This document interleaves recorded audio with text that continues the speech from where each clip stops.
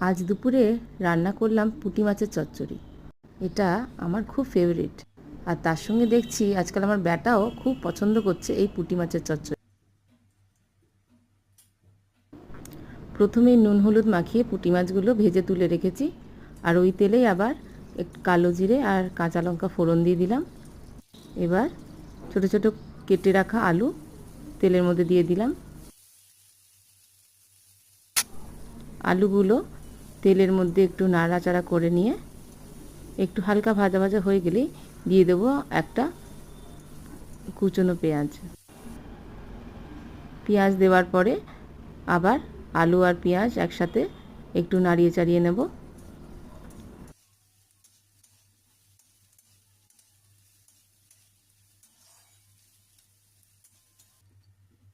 এবার দিয়ে দেবো অল্প হলুদ আর নুন।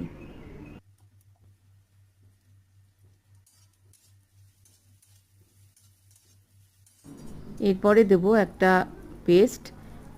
এই পেস্টের মধ্যে আছে একটা গোটা টমেটো, দুটো কাঁচা লঙ্কা, আদা আর ধনে জিরে একসাথে পেস্ট করে নিয়েছি। মশলাটা বেশ ভাজা ভাজা হয়ে যাবে, তারপরে অল্প জল দিয়ে দেবো। আর জলটা আমি ওই মিক্সিতে যে মশলাটা বেটেছিলাম সেই মিক্সিটা ধুয়েই সেই জলটা দিয়ে দিলাম আর ঢাকা দিয়ে দেবো।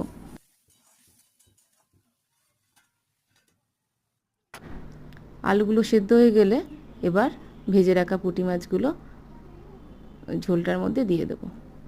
এই চচ্চড়িতে খুব একটা ঝোল থাকবে না, একদমই হালকা রসা রসা থাকবে। গরম গরম ভাতে দারুণ লাগে পুঁটি মাছের চচ্চড়ি। আপনারাও ট্রাই করুন আর বলুন কেমন লাগলো।